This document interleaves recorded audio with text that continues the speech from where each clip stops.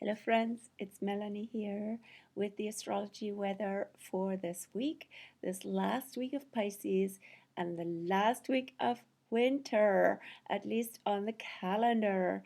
So today is the 12th of March. I'm a little bit early because I'm already on a roll, have been here on the MacBook with a birthday party, which is fun and can be ordered from me. So if you have a gathering coming up and would like to get some an astro feature in it, bring it on. We can design something that works well for you. Now back to the astro weather. It's for the week of March 14th to 20th. So literally last days of Pisces into spring equinox. And there's a lot coming together this week. So there will be an alignment of the Sun, Mercury, and Neptune in Pisces, very, very Piscean, before it all shifts into Aries via the Sun and Mercury, and that is quite a game changer. But this week is super Piscean. And also Mars is involved. Mars is in square one more time with Neptune. It has been already twice in its Mars in Gemini incarnation, and will once more, before it enters Aries, its own sign, on the 25th of March, will once more be in square with Neptune. The Mars contact will be on March 14th, followed by Sun-Neptune conjunction on March 15th, Mercury-Neptune conjunction on the 16th, and then also Sun-Mercury conjunction on the 17th. So that's a lot of Pisces, lots of waves are coming in. How do we navigate chaos, overwhelm, and at the same time, maybe we are totally in our element and can be in flow and connected as we let go of all our preconceptions and agendas and rather go into vibrational connectedness and allow things to arise from there. Especially really important to raise vibrations and take ourselves out of confusion and distraction, which we can be bombarded by with the Mars in Gemini and in square with Neptune in Pisces. That can happen obviously, but also astrologically verified through the media. Media are a Pisces phenomena that and all sorts of influences and influencers. So noticing also whether what your state of mind is currently has to do with the influences you expose yourself to. And then how can you take yourself out of that and not go under? Really important. At the same time, so much can come together now. Information can come together, can leak, so to say, Pisces, and have ripple effects, have domino effects, have avalanche effects. So, yeah, lots of conclusions, and of course, it can create more debate a la Mars in Gemini, more controversy, and then again, one can see things from different angles and spiritually, philosophically speaking, what is the truth here anyway? So I recommend also in the light of the recent Virgo Pisces full moon to do spiritual practice and see where it takes you from that place, from that vantage point, with the exposure to what's going on brain waves and media showers, as I call it, and how your vibration changes with spiritual practice or with anything that is really beneficial. Nature, the ocean, literally, if you have the ocean nearby. And yeah, so what else is going on this week?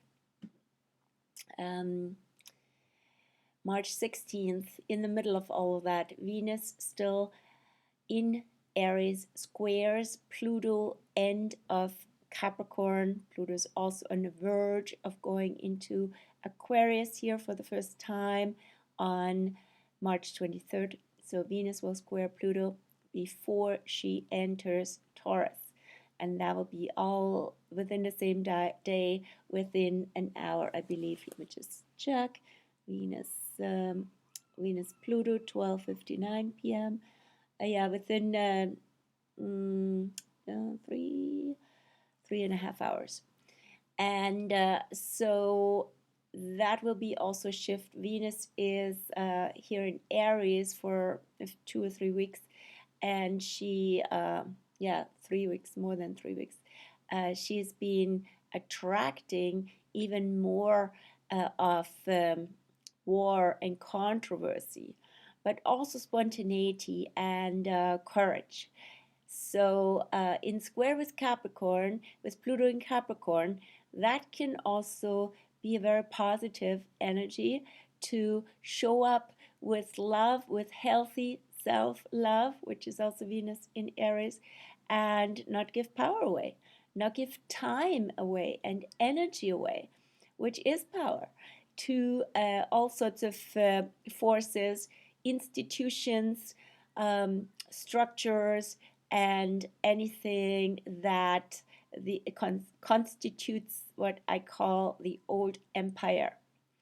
And love changes everything. And Venus enters Taurus after that, where she will be until April 10th. And that's one of her ruled signs. So in Taurus, Venus is really happy. Venus can bring us, slow us down for one thing, and also attract us to more joy, to pleasure, to appreciating nature and all of our senses being awakened in spring, which is now in the making, at least here on the West Coast. Lots of signs of spring. Venus will be in Taurus in alignment, conjunct with Uranus. That aspect will be on March 30th, and brings us also into embodying freedom and maybe spontaneous breakthroughs or surprises or shifts of habits simply that can bring more joy and more freedom into our lives. So spring can inspire us in that regard. The energy of Venus Uranus can inspire us. What could you do to get out of the rut, out of some maybe not so healthy comfort zones, and doing it with love? Then on March 18th, Mercury makes a shift out of Pisces, where it's been, then also in alignment with Sun and Neptune, and into Aries. So Mercury will be in Aries, also much stronger, just like Venus in Taurus. Mercury is stronger in Aries than in Pisces, where it's been for the last 3 weeks. Lots of confusion and inconsistency, but also openness to messages from all sorts of dimensions, which is not easy for everybody to handle, right? If you're born with Mercury in Pisces, you might be totally in your element. Others might be very confused and overwhelmed. So when Mercury is in Aries from the 18th of March on until April 3rd, it will meet Chiron and Jupiter there on March 26th, 27th. So more end of March. Remember, end of March is super duper charged there is another end of March event. So a quick list of end of March events for recap. After the spring equinox on the 20th, we'll have on the 21st the spring equinox new moon, followed by Pluto entering Aquarius for the first time on the 23rd of March. On the 25th of March, Mars will enter Cancer after having been in Gemini forever since last August. And then on the 26th, 27th, Mercury in Aries will meet Chiron and Jupiter. That piece, and then lastly on the 3rd of March, on the 30th of March, Venus will meet Uranus. So that's a lot.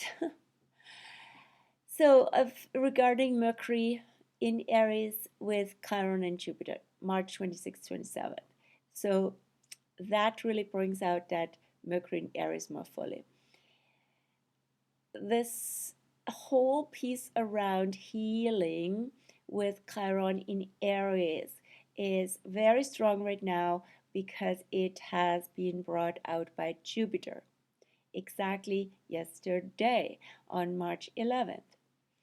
Things come up that are maybe very raw and very in our face, right, Aries, and a big deal, Jupiter, and showing us something to understand, to outgrow. Also, when it comes to all issues of war and violence, Aries, outgrow, understand, first of all, where war and violence come from and also what they serve. And all kinds of wounds around war are being very obvious now for those who see. And it's also a big incentive to outgrow that whole notion. Has, of course, a lot to do with egos. That's Aries is ruled by Mars. So that's the ego planet. I want this. I want this. How can I have what I want? And maybe I have to go against somebody to get that. And it's a very primal instinct, of course. But nowadays, in a world of war and a world of chaos, not super helpful, yet it needs an outlet to have our natural instincts and desires channeled into a good direction. So that would be also good on a personal level. What is it that you truly want, and how can that be actually healing to go in that direction, to take first steps and move and act in some regard, but not necessarily against somebody, but for you.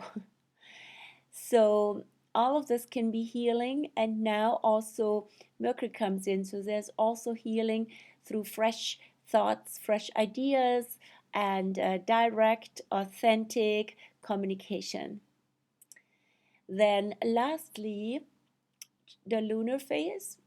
The moon is now waning after the Virgo Pisces full moon, and the moon goes from Scorpio still today into Sagittarius, which I call the Phoenix point. Phoenix out of the ashes, having gone through deep stuff, burning through things, and rising again with new understanding, with new freedom, with new joy, with new life, right? And moon in Sagittarius for the next 2.5 days, Monday, Tuesday, 13th, 14th, until Wednesday morning. Moon in Sag, always quite a joyful energy, and also an energy that calls us to be out and about and really move the energy, be in space, be in your freedom, be in nature, out and about. And then the moon will be in Capricorn from the 15th on, from Wednesday on in the morning, all day Thursday, and into Friday morning, which is St. Patrick's Day. So Capricorn has to do, yes, also with traditions, but at the same time also with being in integrity and yeah, and being in simplicity. How can things get simpler and more grounded and working with what actually works best? Moon is not so happy in Capricorn because what can happen there if we're born with Moon in Capricorn, we might have felt our childhood and our relationship with mom, Moon, right, wasn't such a cozy, fuzzy, and sort of a soft and gentle one, but rather one that has can be very solid and reliable, but maybe we also feel the warmth was missing and it has been conditional. We needed to actually be already and a very early on in life um, an adult or be even parentified, as I heard from a client, reverse parenting, also known as, and yeah, so maybe not having had much of a childhood. For those with Moon in Capricorn, very serious, in a way, heavy moods, heavy, can be even depressed, and serious childhood, but also very deep and very solid, right? So very reliable energy. And the Moon in Capricorn is in a beautiful alignment with the Sun in Pisces. Yet also something to notice is the Moon, once in Capricorn, end of Capricorn, will meet Pluto, still at the very end of Capricorn. That will be on March 17th. So that's the Moon Pluto day of the month. Now, that's again a lot of processing can happen and probably needs to happen on that day in terms of questions like what are long-term patterns and structures you have built in your life, emotionally but also factually, and do they still serve the purpose? Or maybe you feel like, oh gosh, you're buried, you're burdened under the weight of it all, too much to manage. What you need to downsize and process, and in what regards also are you part of a system that is old and outgrown, and how can you evolve and change or need to? And then the moon goes into Aquarius from Friday evening on. This is all Pacific Daylight Savings Time. Yes, Daylight Savings Time since today. And will be in Aquarius until next Sunday, the 19th, in the morning. So, Moon Aquarius, now that will be the only factor in Aquarius because currently there's nothing in Aquarius, believe it or not, since Saturn left Aquarius on the 7th of March. So the moon is there more like a free agent and can help us to connect with friends, and other social needs can be met, and we can feel freer if we take care of our needs in that regard, right? It's not necessarily a given, but it also requires our engagement. Then the moon will go into Pisces. That's very interesting. At the very end of Pisces, the 19th of March, the moon will be a dark moon, dark before new, since the new moon will be on the 21st. Dark moon in Pisces at the very end of the zodiac. So this is a lot about release of emotional experiences and feelings and needs that might have been unmet or disappointed or gone into the void. Often happens with Pisces over the winter. It's the end of winter. It's the end not just of a lunar cycle but also of a season. Now, big release time, I would say specifically next Sunday, the 19th, because on the 20th, yes, still, but on the 20th at 2:24 p.m., the sun enters Aries. So, in other words, that's spring equinox. It's the astrological new year. A new cycle starts. Everything is fresh and starts from there, emerges. Give life a chance, give newness a chance, show up and also be true to yourself. That will be such a shift because at the time Mercury has already entered Aries, followed by the Sun. So, two factors coming out of Pisces into Aries. And then on the 21st of March, I'm not going fully into that here. That will be the topic of the next video. But have to point it out, the 21st of March, the first day of Aries, we'll have the new moon. New moon on the 21st at 10:23 a.m. Pacific Daylight Savings Time. What an energy for new beginnings. So we'll have also an Astro group starting on transits. Astro 404 9-week group starts on the 21st of March. Perfect timing. And that's an advanced group. If you're interested, get in touch with me and we can talk about suitability for you, and maybe you can or want to join us. You're most welcome. So that's it for today, and wish you a beautiful last week of winter, of Pisces, with so much Pisces influx. Take it easy, allow things to be washed up and out, and prepare for spring. So take care, have a good one, bye bye, see you in spring.